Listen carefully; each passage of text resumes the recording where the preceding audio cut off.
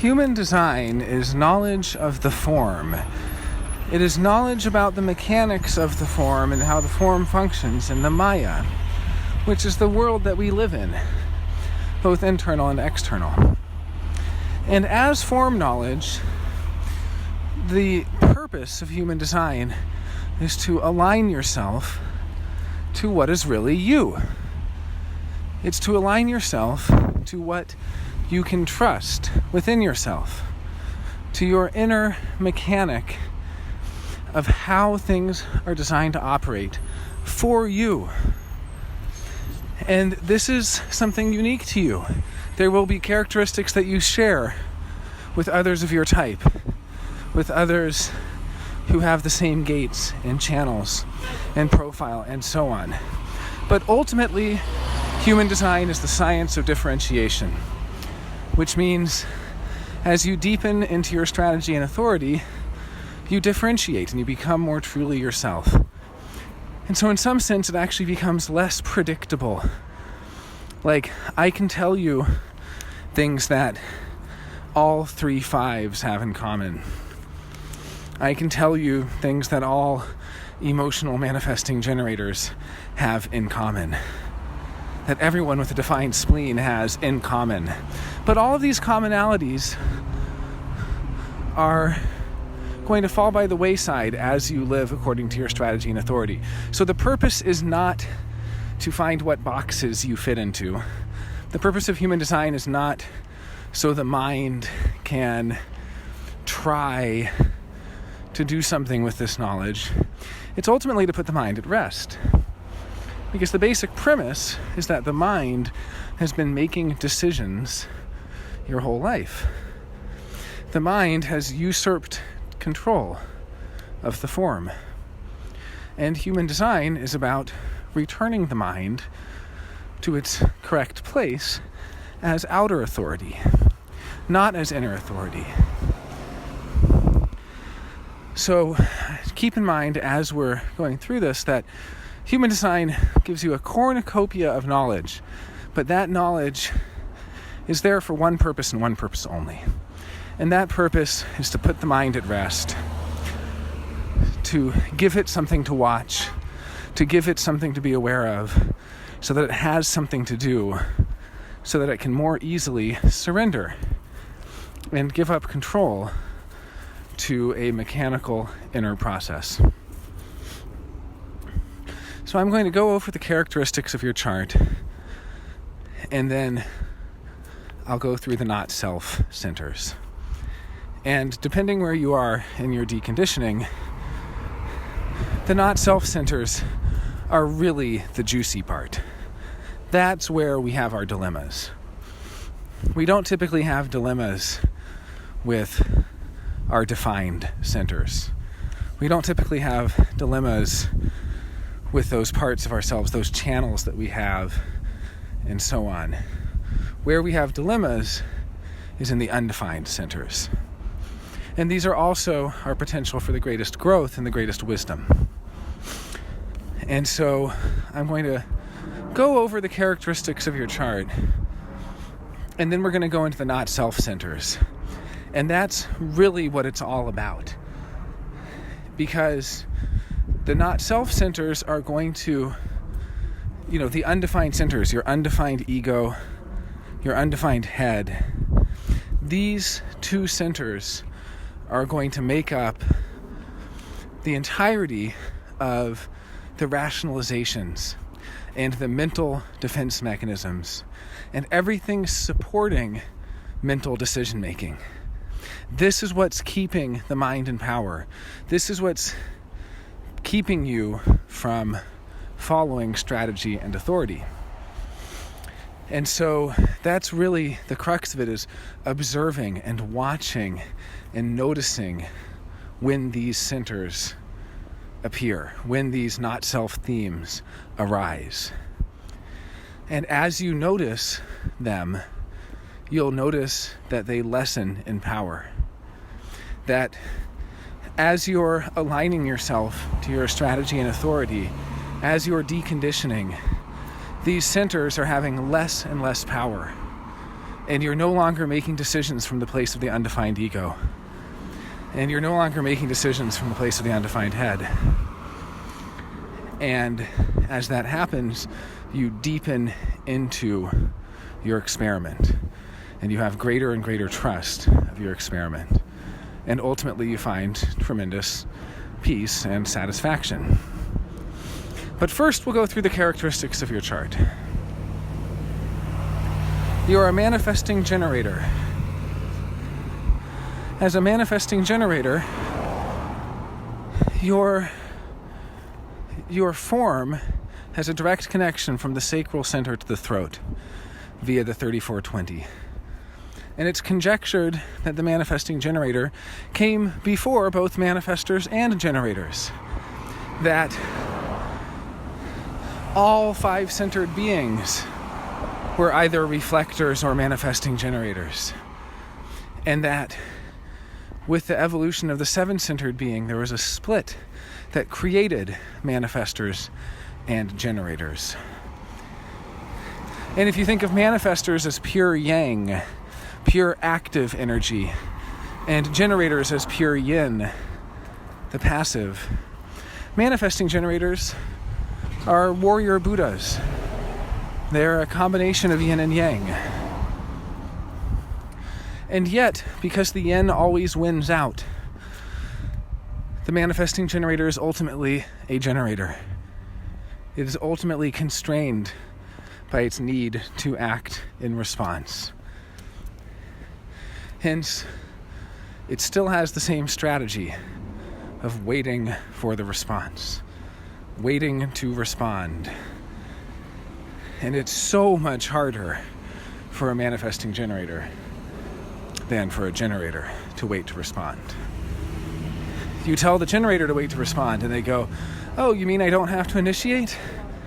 You tell the manifesting generator, and they say, "What do you mean? If I don't do anything, nothing will ever get done. Nothing will ever happen. If I don't act, nothing will happen."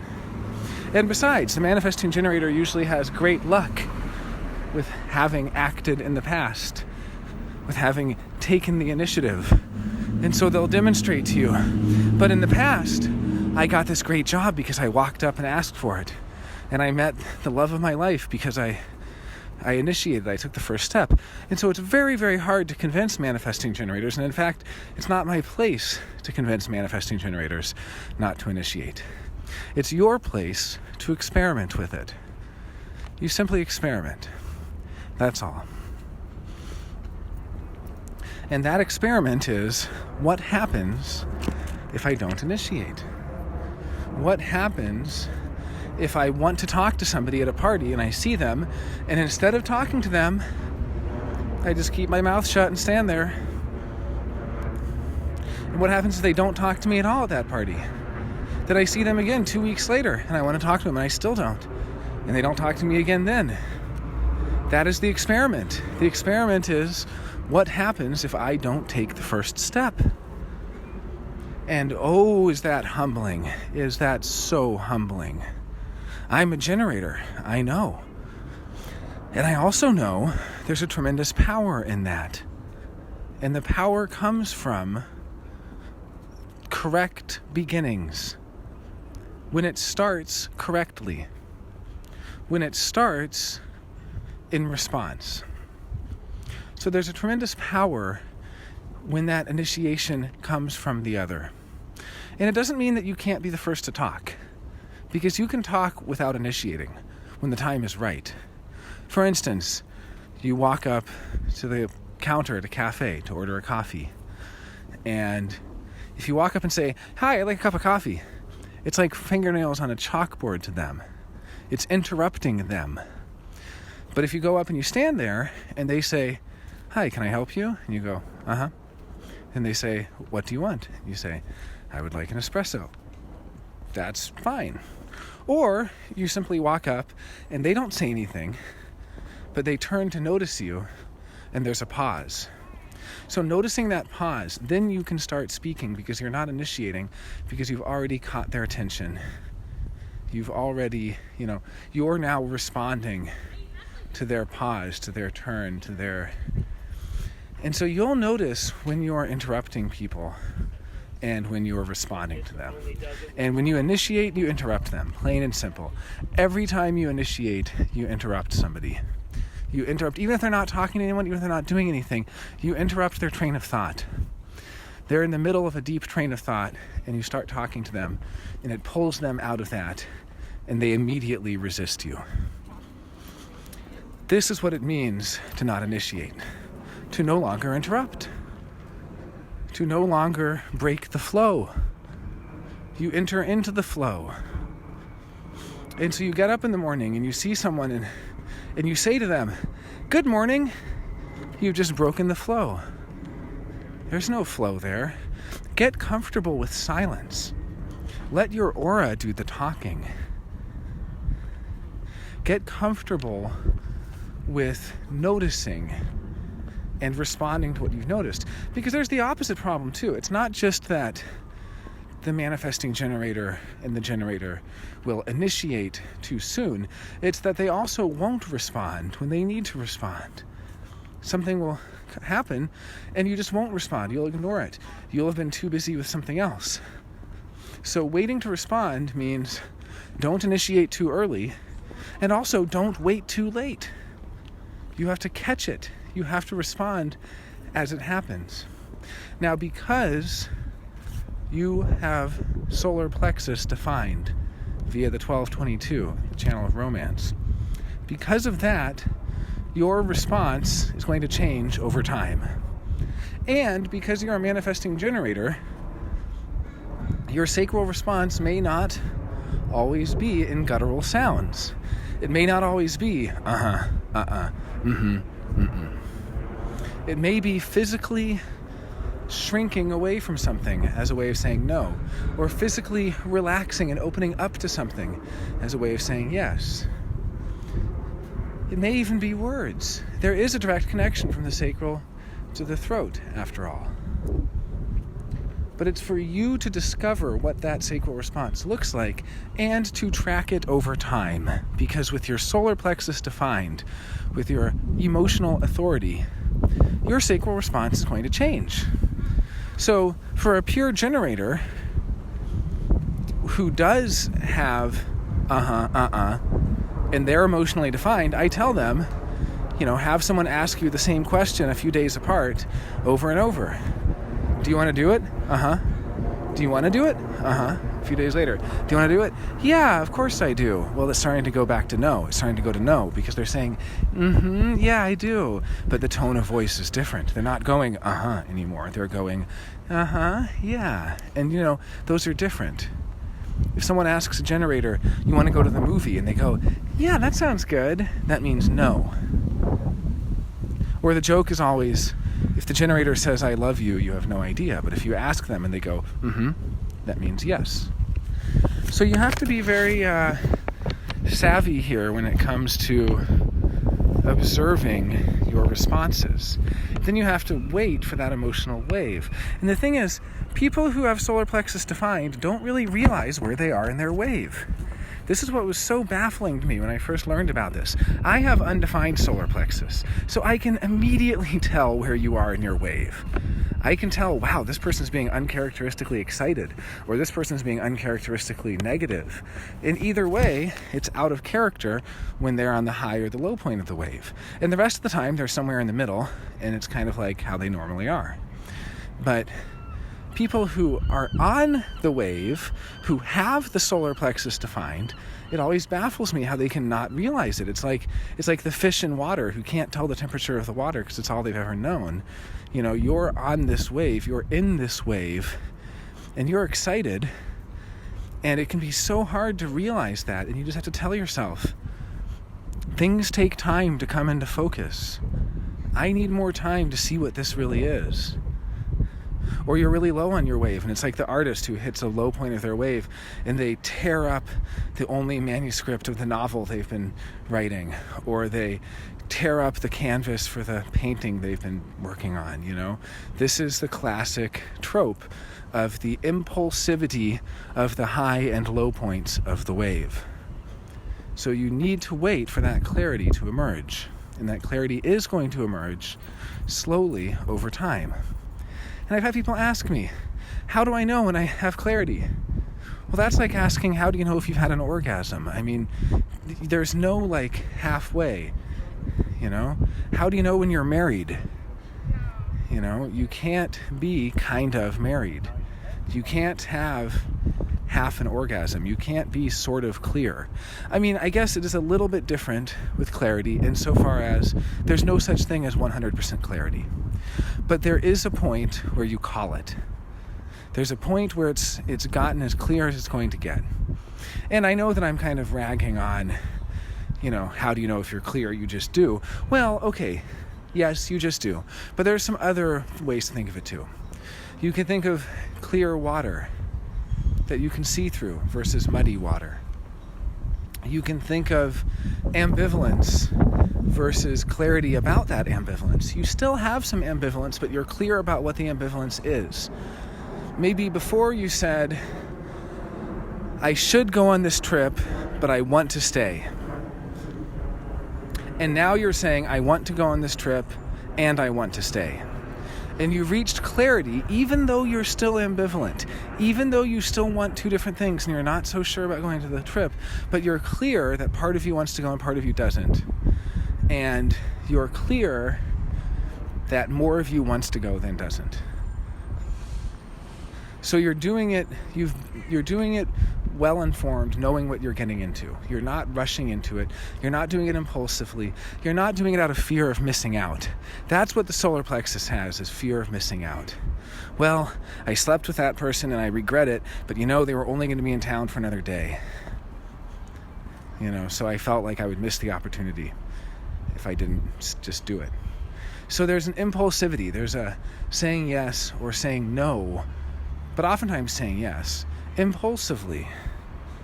Well, especially with gate 29. You have gate 29 activated, which is the gate of saying yes.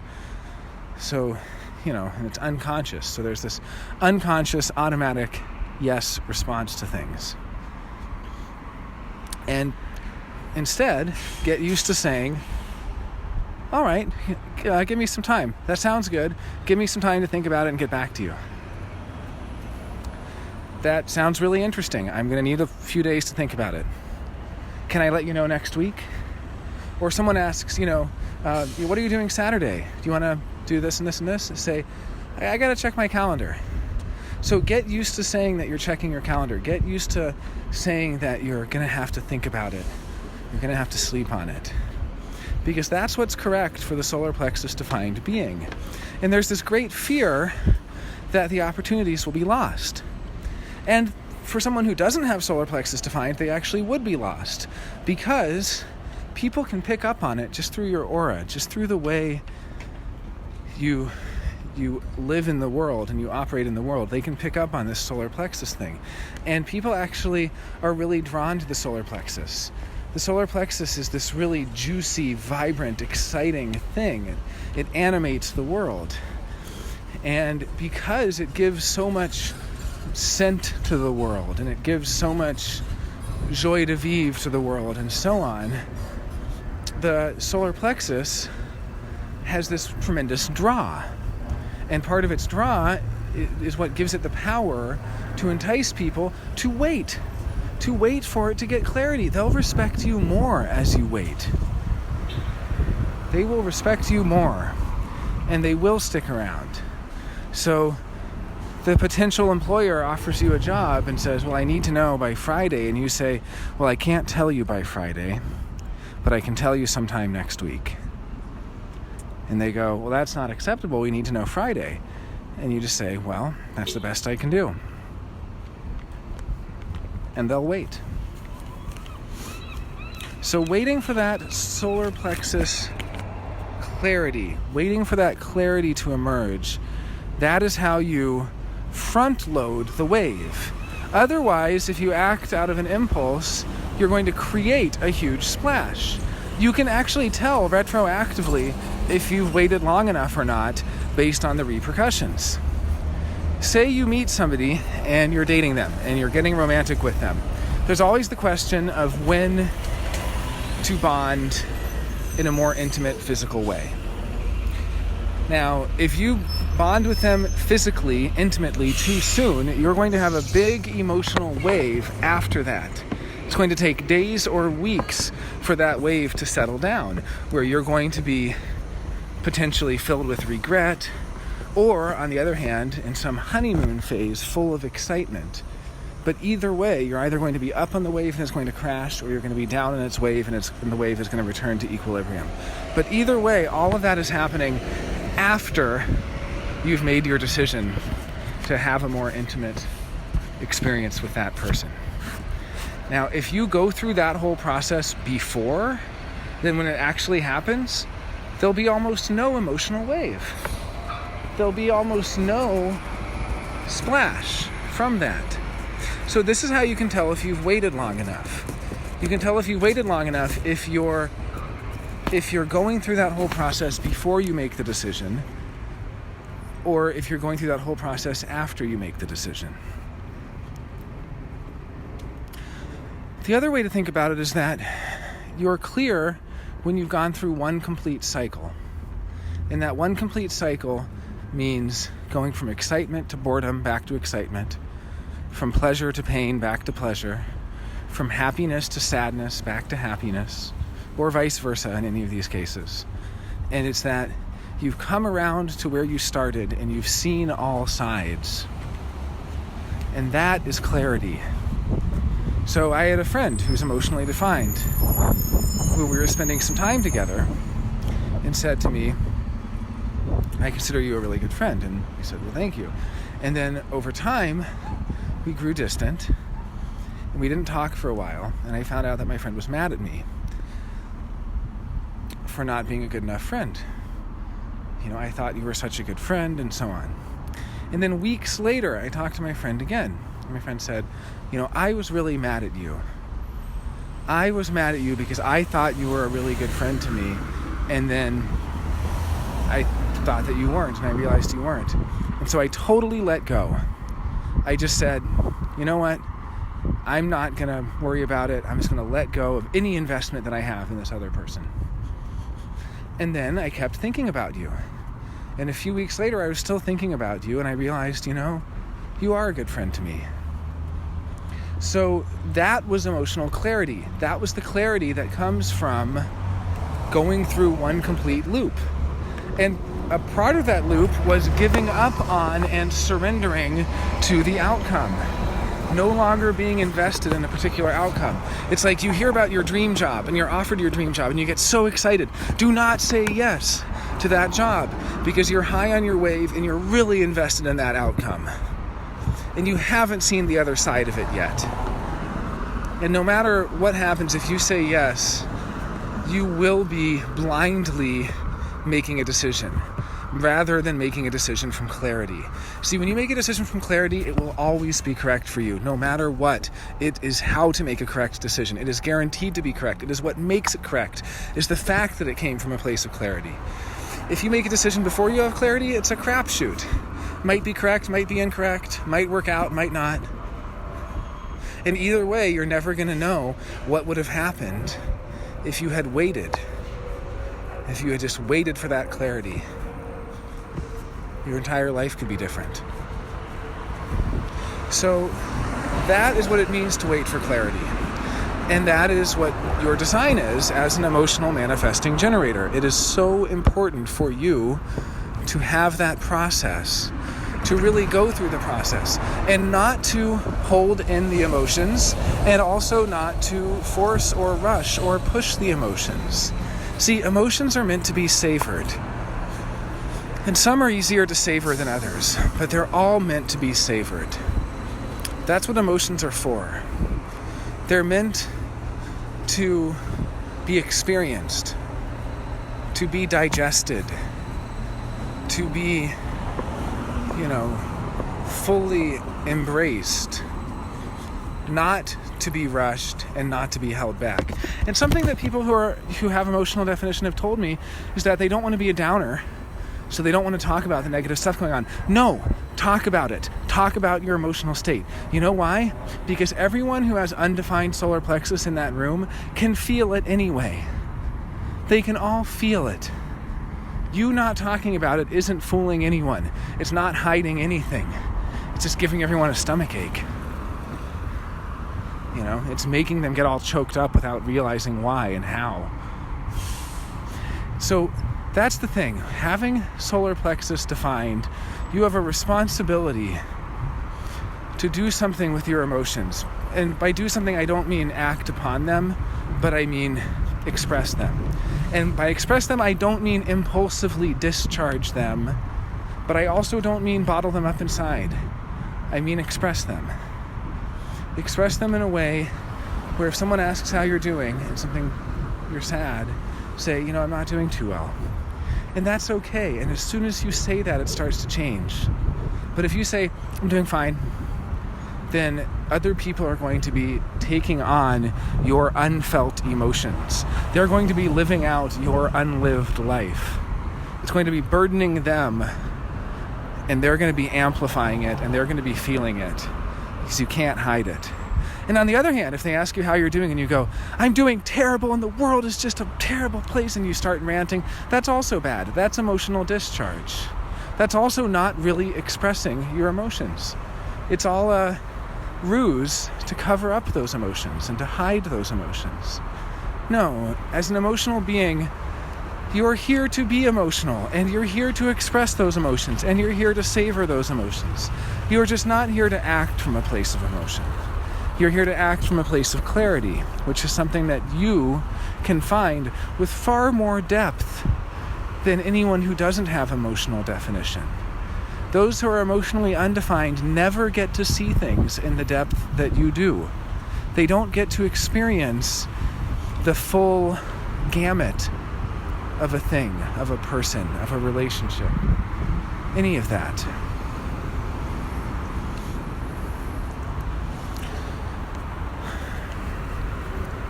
Looking at your channels, you have the 1156, the gate of ideas and the gate of stimulation. You are a great storyteller, and you draw stories out from people. It's a collective channel. It's a collective experiential channel. Therefore, it is good at working with strangers, good at engaging with anyone and everyone in an impersonal way. And this is about expressing ideas. This is the expression of ideas. And you have a lot of great ideas. You'll probably have more ideas than you know what to do with, and that's okay. Those with Gate 11, it's not important that you act on every idea. Being a manifesting generator, it's correct for you to start and stop a lot of different projects. You don't need to finish every project you begin.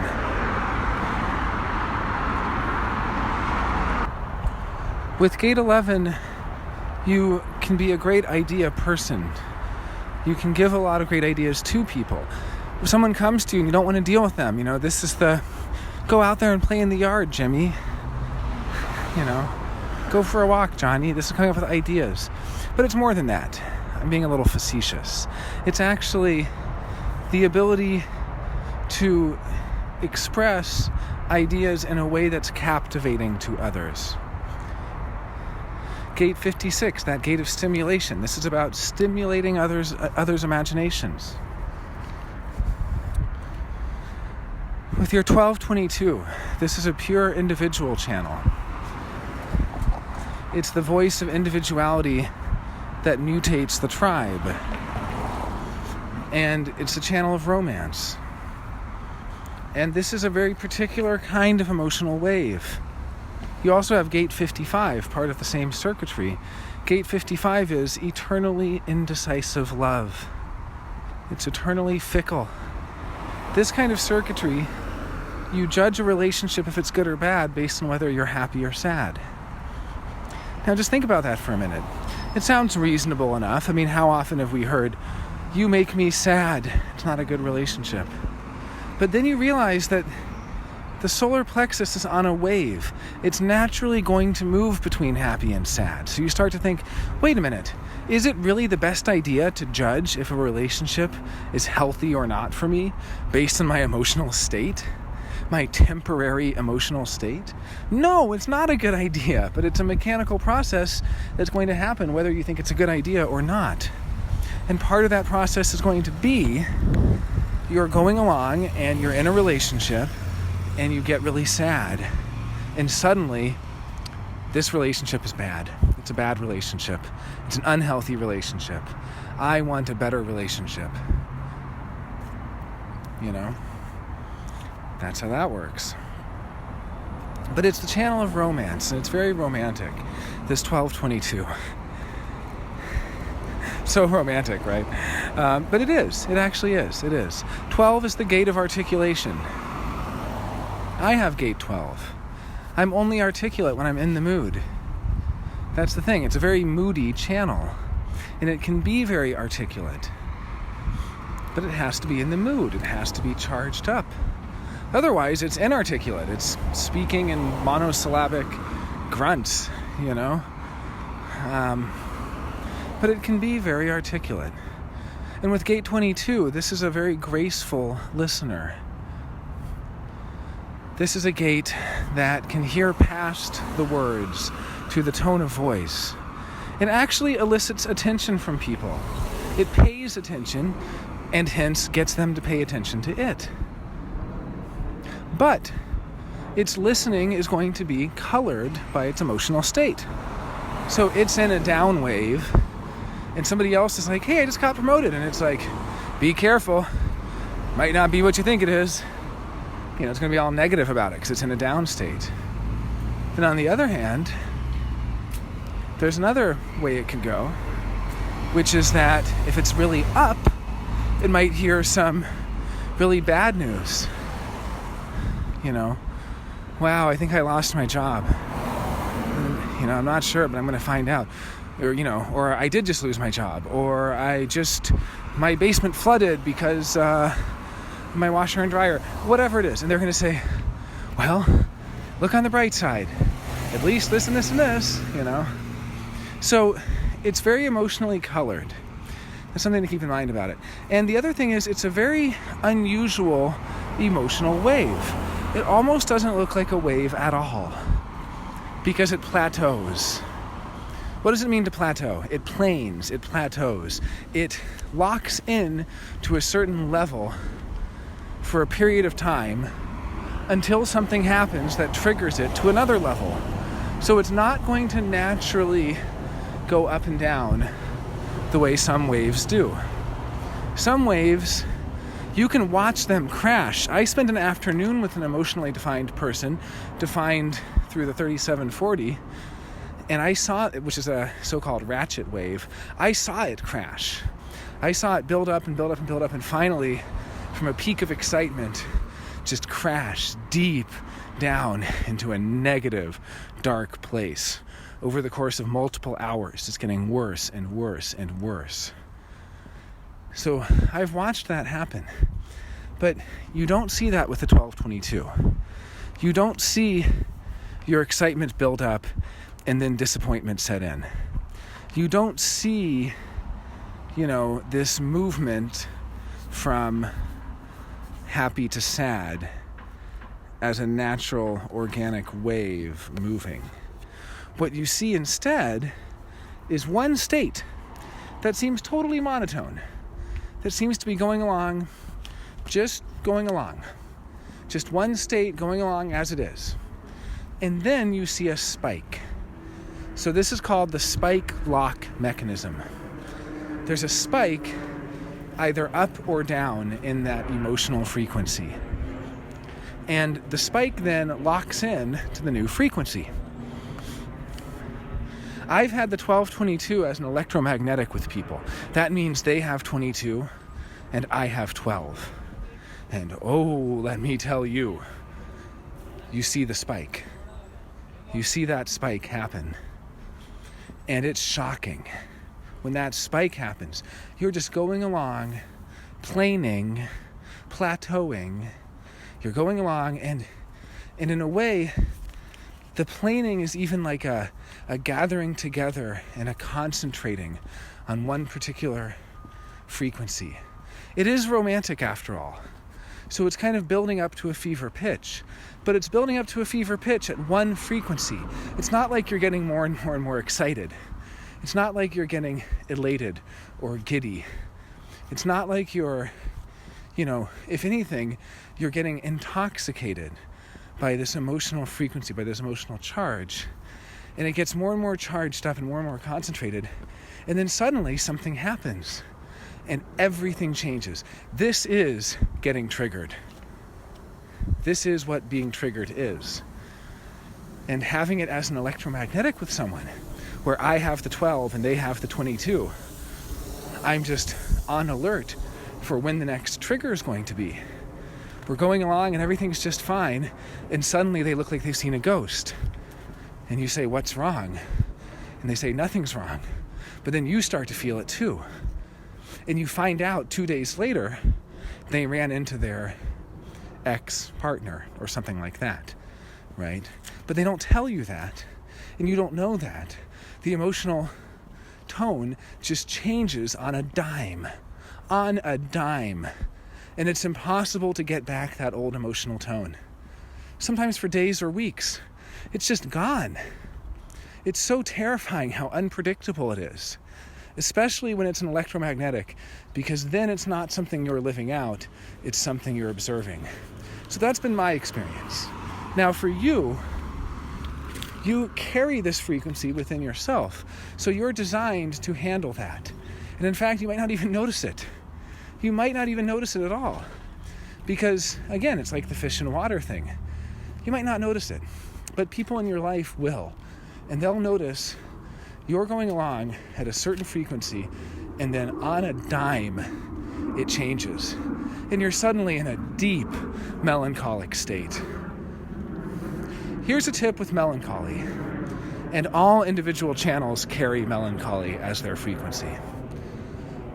Melancholy is not meant to be explained. When you try to find a reason for melancholy, you better hope you don't find a reason. Because the moment you find a reason, it changes. And not in a good way. It turns into depression. And it locks it in. Because then you have that reason. And the reason is crystallizing the frequency of melancholy and turning it into depression. This is why we have depression. Melancholy is perfectly natural. Depression isn't. And melancholy is a productive state. It's a state that is fertile. A creative, fertile state of turning inward, which means one thing and one thing only. Be alone. When you start to feel yourself getting melancholy, isolate yourself. It's the opposite of what all the advice is. The advice is always, make sure you're around people. Well, yeah, if you're depressed, but melancholy and depression are different. Depression is what happens if that melancholy crystallizes. But when you're feeling the frequency of melancholy, it simply means you're in a fertile, creative time before a mutation comes. Because all individuality carries with it the ability to mutate. Which says something interesting about romance, by the way, as the channel of romance is purely individual. It's that romance is transformative. Romance is mutative. It is. But it carries with it that frequency of melancholy. And that's okay. It just means change is about to come, but it's not here yet. And individuality can be the most bored circuitry, yearning for a change to come, ready for the apocalypse if it means things would be different.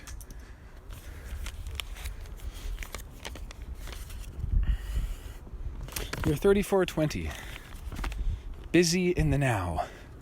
Then with gate 10, busy being yourself in the now. The power to be yourself in the now. Doing things for yourself. But it's very busy. It's busy, busy, busy. This is busy circuitry. This is circuitry where thoughts become deeds. The ability to move from an idea into reality. And 5027, your tribal circuitry. responsible, so responsible, the channel of preservation, the custodian, ready to take on responsibility, to be discerning, to be careful. It's so funny how the 59-6 on the other side is all about having kids. It's part of the defense circuit, and it's about making kids, making babies. But it's not about raising them. The 50-27 is about raising them, that channel of preservation. And so the 59-6 on the other side is designed to be indiscriminate. It's in our genetics to be indiscriminate with who we couple with, to guarantee the viability, the fertility of the species, so that if two people of opposite gender ended up on the same desert island together, it's in the genetics that they would eventually couple to make more babies. But the 50-27 is not like that at all.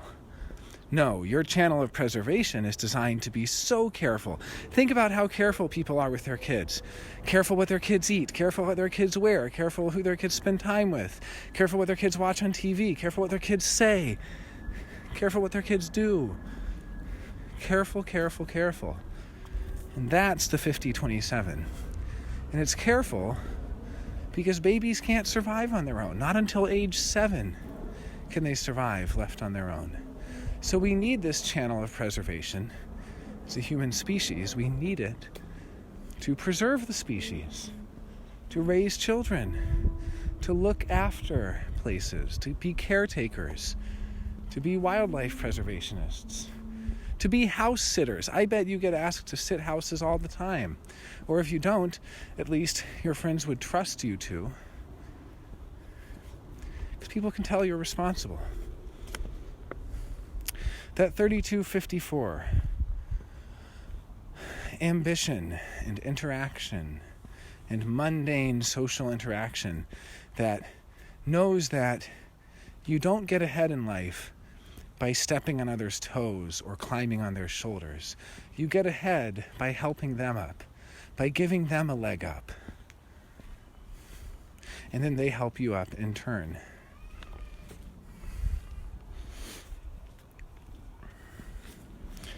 You're a 3-5. The 3-5. The martyr heretic. That third line is all about making mistakes. It's about seeing for yourself, trying things out. The third line has to see for itself because it's deeply pessimistic about anything others say. It doesn't trust them. It doesn't believe that anything ever works the way they say it does. And this is correct for the third line. This is correct as one of its internalization themes, meaning it's correct for the third line to be pessimistic in how it takes in information. However, all too often, you find third lines who are pessimistic in their externalization. What they put out to the world is pessimistic. And this is unfortunate, because you're not meant to share that pessimism with others. But you can hear it when the third lines talk about things. Oh, I'm getting a car. Be careful. That model is known to blah, blah, blah, Oh, I'm starting a business. Well, 95% of businesses fail in the first year, It's very pessimistic. But it's because it wants to see for itself. And once it has seen for itself, it can tell others what not to do. It can tell others, hey, I tried that. It doesn't work. Now, if that other happens to be a third line, they're going to check it out anyway. But for the rest of us, that can be incredibly valuable, because then we don't have to do it. We can take the third line's word for it. We learn from their mistakes. But it can be a dilemma. The dilemma particularly around that unconscious fifth line. Because with the unconscious fifth line, everyone, and I mean everyone, is going to put expectations on them. So they're going to have all these expectations. And because it's unconscious, they're not going to realize their expectations being put on them. They're not going to know what those expectations are. They're going to be blindsided. Wait, you thought we were dating? Wait, you expected me to do this for you? To the boss, you thought that I was going to do that for the company? I never said I would do that. Well, no, you didn't say it, but you implied it. No, I didn't. There's going to be this ignorance of what is expected or what is implied. And that is one of the big dilemmas for the 3-5. The dilemma is going to be that the 3-5 is basically not going to realize the extent of what others expect from them. So the 3-5 starts a job, and the boss expects them to fix everything and to improve it and to find a bunch of solutions. But the third line is not here to find solutions. It's here to find what doesn't work. So 2 months go by, and the third line has, stress tested everything. There's a term, stress testing, which means basically testing the limits of it, seeing how many orders can go through the system in one day, seeing how many units can be produced, seeing how much weight the shelf can carry before it breaks. So 2 months go by, and everything's broken. The system is broken down. Everything's in disarray. It's complete anarchy. It's complete chaos. The third line's known as the anarchist as well. And the boss comes in and says, what the hell is going on here? I hired you to fix everything, and actually you broke everything. And the third line says, well, this doesn't work, and that doesn't work, and this doesn't work, and that doesn't work. And they're reporting back with highly valuable information. It's just not what the boss expected. See, this is the thing. The third lines are your best QA department, quality assurance. They're the best because they'll break everything. They'll find a way to break everything. They'll make every mistake you can, which helps you make the system better, because the goal is to make a system that's mistake-proof. So that third line is going to make every mistake you can. They're going to do everything wrong. They're going to put the thing in backwards. They're going to leave the cap off the engine when they close the hood and destroy the car. They're going to do every last thing wrong. And they're going to break everything. And that will help improve it in the future. But that can be quite the surprise, especially for the 3-5. Now, the 1-3, you don't expect a lot from them. The 6-3, you don't expect a lot. The 3-6, you don't expect a lot. But that 3-5, they take on all the expectations. And people become so disappointed in them. Fifth lines spend their whole lives fleeing disappointment because people put expectations on them, and they don't necessarily always meet those expectations. Now, there's always the potential that they will. And the fifth line is designed to meet those expectations. So as you align yourself to your design, you have the potential to live out that fifth line in a completely different way. And that is to always give people something practical and to honor and to respect your fifth line. See, we always tend to ignore our unconscious lines. You see 5-1s out there ignoring their first line unconscious. The first line unconscious of the 5-1, it's so important for them to study, to research, to put in their 10,000 hours, to become experts, to become authorities. So many 5-1s don't bother with that, and they go along getting all of the advantage the fifth line gives them, and then they can't deliver. They can't deliver because they've neglected their first line. Well, you see 3-5s who've neglected the fifth line as well. The fifth line, people expect you to give them something practical, and you need to give them something practical. But all the third line wants to do is screw around and try to break things, and see what happens if they do this, and see what happens if they do that. The third line just wants to experiment and try stuff out.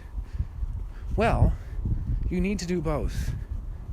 You need to give people something practical also. You need to clarify what their expectations of you are so you can meet those expectations. Otherwise, you're going to be running away from an angry mob with pitchforks. It's the martyr heretic, after all.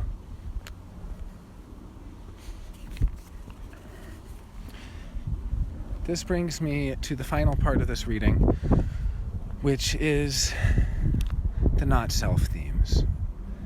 So now I'm going to be going over the not-self with the idea that the not-self is essentially the mind.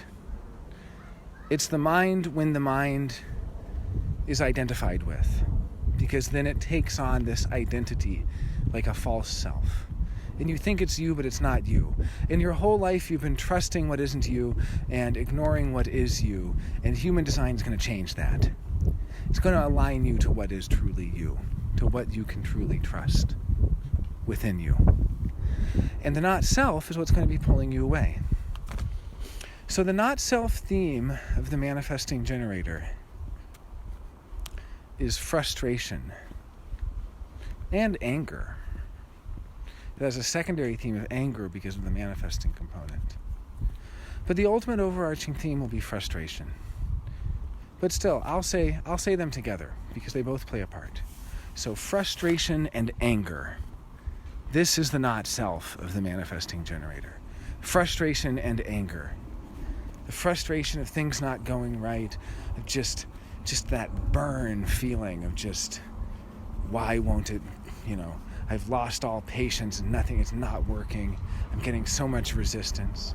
And that anger of, why are you getting in my way? Why are you preventing me from doing this? Why are you trying to control me? All of that. And so the not-self is frustration and anger, but it's also avoiding frustration and anger. And this is crucial. People don't realize this when they look at human design. They go, okay, yeah, I'm a manifesting generator. My not-self is frustration and anger. I can tell when the not-self is acting up because I feel frustrated and angry. No, you can tell when the not-self is acting up when you're running away from frustration and anger, when you're avoiding frustration and anger, when you're expecting frustration and anger. That is the not-self. When you're feeling frustration and anger, it just means that you've been following the not-self instead of following your strategy and authority. So that's the feedback mechanism. When you make decisions according to your strategy and authority, you get satisfaction, you get peace. Because those decisions, it's not like an automatic thing. It's that when you make that decision out of clarity, you're going to stick with it. And yeah, you might be frustrated. Yeah, you might get angry along the way. But you're going to stick with it because you're going to have the clarity and you're going to have access to that sacral energy to persevere. So you're not going to give up. You see, generators are the great quitters in life. Manifesting generators. These are the great quitters who quit before that frustration can change into satisfaction. They quit because the anger makes them quit before it becomes peace.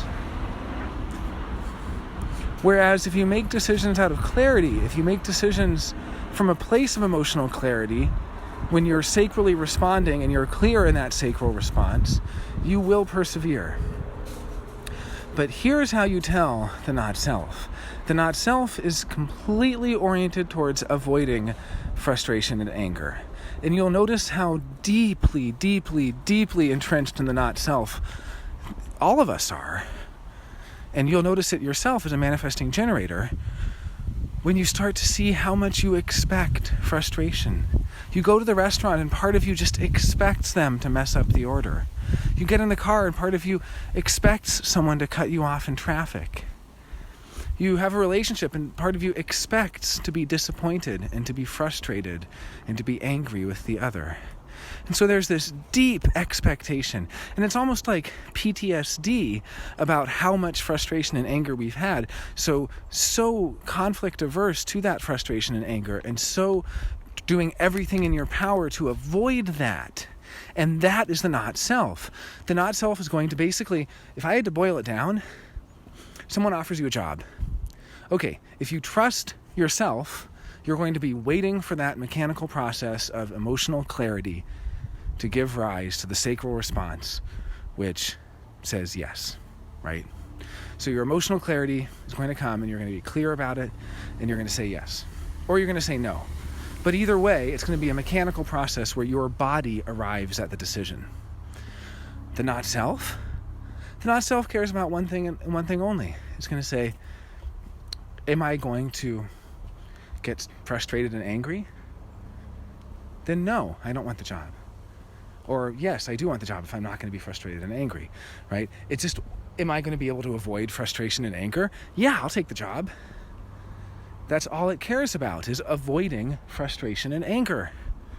It's so afraid of being frustrated. And it has a whole rationale, a whole computation that it runs through to make decisions. And this computation that it does is essentially its ways of avoiding frustration and anger. So at the core of this is your undefined ego.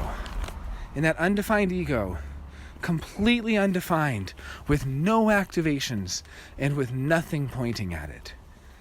Now this is the feeling of, I can avoid frustration and anger if I prove myself, if I improve myself, if I'm a good person, if I have willpower, if I have capacity, if I have stamina, if I'm trustworthy. You want to hurt someone with undefined ego more than anything? Tell them you don't trust them. Tell them they don't have the stamina. Tell them they don't have the capacity to do it. Tell them they don't have the courage. They don't have the nerve. They don't have the guts. You'll crush them if you tell them these things.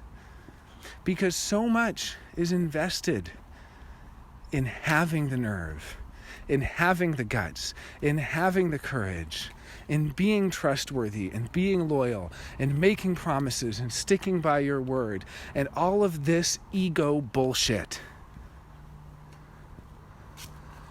I can avoid frustration as long as I keep my word. I can avoid anger as long as I'm trustworthy, as long as I'm a good person, as long as I become a better person, right? This undefined ego, 70% of humanity has the undefined ego. And you look out there and you see how much humanity is suffering. You see how much pain and suffering there is in the not self of the undefined ego. It's everywhere.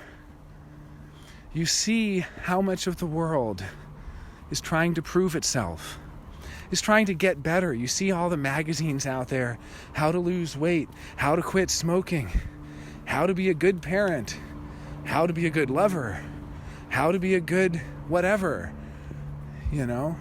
how to improve yourself. And you see so many people trying to prove themselves, trying to prove the other wrong in an argument, trying to prove they know more than the other, prove they're right,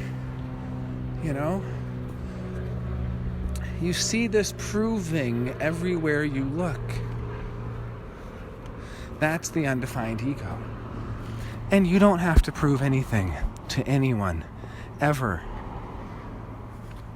And there's nothing to improve. You're designed as you're designed. Leave it to the defined egos to improve. They're the ones who could stand to improve. They're the ones who have the willpower. But guess what?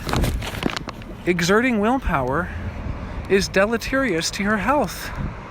Making a promise and then trying so hard to keep your end of the promise, to keep your end of the bargain.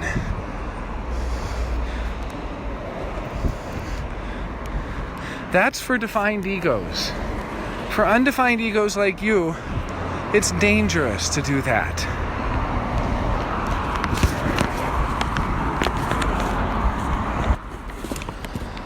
And the reason it's dangerous is because it puts stress on the heart. See, the ego and the heart are two names for the same center.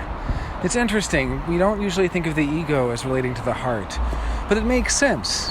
Think about when we talk about heartbreak. being brokenhearted, that's the ego. Or when somebody's touchy, that's also the ego. When someone's offended, that's the ego. Getting your feelings hurt.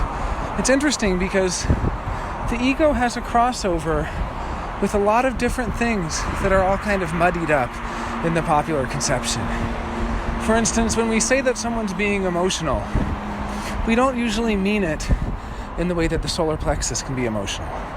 The solar plexus can be very excited. Or it can be very depressed, bored, sad. It can be enthusiastic. It can be all these different things. That's very different from when the ego is, quote unquote, emotional, which means quite simply that it's in a offended, hurt state. So the ego can be so touchy, and it can have such a varying sense of self-esteem. Now, in your case, completely undefined ego with all 4 channels completely open. This is a theme of, I don't have a problem, others have a problem. It's a theme of denial and blame. That's what you get when you have completely open channels. It's not like you have gates pointing at the ego, in which case you would feel like there's something wrong with you. Or that you have gates pointing off the ego, from the ego, in which case you'd feel like you have certain goals and things you have to do. Instead, you have completely open channels. So the first thing I want to say about these open channels is that this is about denial and blame. So you can look at, for instance, channel 4037, which is all about the tribal bargain. And it's about loyalty and trust and dependability and working for people as an act of love for them, supporting them from love, and getting their love and affection in return. And it takes a lot of trust. So there's going to be 2 ways this plays out right off the bat. One is, I don't have a problem trusting people. Other people have a problem trusting me or trusting each other. And the second is going to be, I'm a trustworthy person. Others aren't trustworthy. They don't keep their word. I'm a person of my word. I keep my word. They don't keep their word. And you can see how contradictory these 2 statements are. I trust them, they don't trust me, combined with, I keep my word, they don't keep their word. Well, if you think they don't keep their word, then I guess you don't really trust them, right? It would seem, obvious. But that is how these channels work. When the channel's totally open like that, it goes into this weird quantum state of simultaneously asserting, I trust them, and they can't be trusted. And it's like that for the other channels too. But there's another way that these play out. At the first level, it's going to be like you look at 2551. I'm courageous, others aren't courageous. That's gate 51.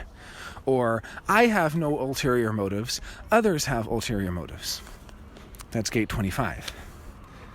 21, gate of control. I'm not a controlling person, other people are always controlling. Or, on the contrary, I have self-control, others don't have any self-control. Right? So that's going to be how these play out in the beginning.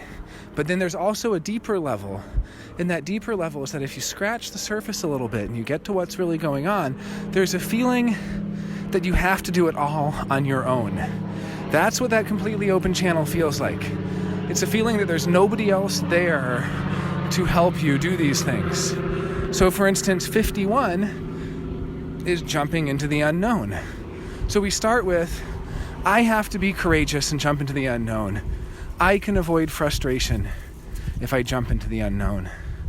And then we say, but I have to do it all by myself. No one is going to help me jump into the unknown. I'm all on my own here. Or we look at gate 40, which is all about hard work to keep up with your commitments and so on. It's a love gate, which is about working hard for others. I'll be your mule. I'll work for you. And then guilt trip you about it. But that's a side note. So gate 40 is going to be like, I have to do this all on my own, and I don't have enough affection, gate 37, from other people. But if I just work hard, I can avoid frustration. If I just keep my promises, I can avoid frustration. If I'm just courageous and if I just jump into the unknown, I can avoid frustration. And so on. 21, the gate of control, which requires a great deal of stamina.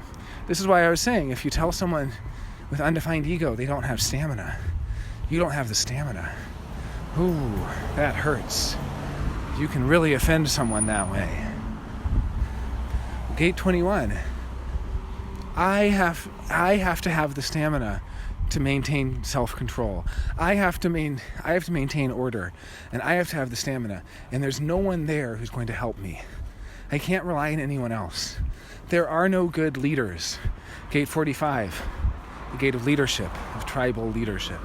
There's no leaders around, so I have to do it on my own. The 2145 is also the money line, so this can be a feeling of lack of resources. There's no resources around. I can't rely on anyone else to help me financially. I have to do it myself. So throughout all of this is this feeling of being all alone, having to do it yourself, and in order to avoid frustration and anger. And just thinking, the only way I can avoid frustration and anger is if I'm courageous and I'm trustworthy and I'm in control and I jump into the unknown and I have the nerve. That's gate 26. I have the nerve to get out there and sell myself and make it happen. And if I prove myself, and if I prove to myself, and I make a promise to myself, and keep that promise to myself, then I can avoid frustration and, then I can avoid anger. And it's this belief that the only way to avoid frustration and anger is through willpower. Through setting an intention and promising yourself that you're going to do it, and through sheer willpower, you do it. And that's just not true. That's not true. You're going to end up frustrated and angry. And then that same not self is going to go, well, you just didn't try hard enough. You better try harder. You better exert more willpower. You better make more promises. You've got to get better. You've got to improve yourself. And you're going to be making decisions. Someone offers you a job. Will this job help me improve? Then yeah, I'll do it. Is this job going to make me make promises and prove how trustworthy I am? Then I'll do it. Am I going to have to jump into the unknown and show how courageous I am? Then I'll do it. Because there's this feeling that by doing all those things, you can avoid frustration and anger. Now, the other center, the head, this is what people see. They don't look at you because, the ego is deep down within. The head is going to be the outer shell, so to speak. They don't look at you and see that undefined ego. They don't look at you and say, here's someone trying to prove themselves. Here's someone eager for our validation. Here's someone who wants our love and our respect and our admiration and our validation, and will do anything to prove their value, to prove their worth, because deep down they feel unworthy, and they want to prove how good they are. Even just prove it to themselves, because they don't know if they're good or not. They don't know if they're a good person. They don't know if they're a worthy person. They don't know if they deserve to live. They don't know if they deserve the life they have. They feel undeserving. And so here's someone who's going to be trying to prop up their self-esteem with our approval. And they want our love. And they're going to be doing things to try to elicit our love. They don't see any of that. All of that is hidden deep down inside. What they see is that undefined head. Here's someone who's willing to think about anything. Here's someone who I can tell them what my problem is, and they're going to think about my problem. And they're going to make my problem their problem. And of course, underneath all that is, if I think about your problem, I'll prove to you how much I care. I'll prove to you that I'm a good person. I'll prove that I'm valuable, that I have value in being able to help solve your problems. But that's what, so other people, they're just going to look and they're going to see that undefined head thinking about things that don't matter, but a willingness to think about anything. Here's a good mantra for you with undefined head. Say, I don't know. Just get used to saying, I don't know. Someone says, how do I get a visa to go to Australia? I don't know.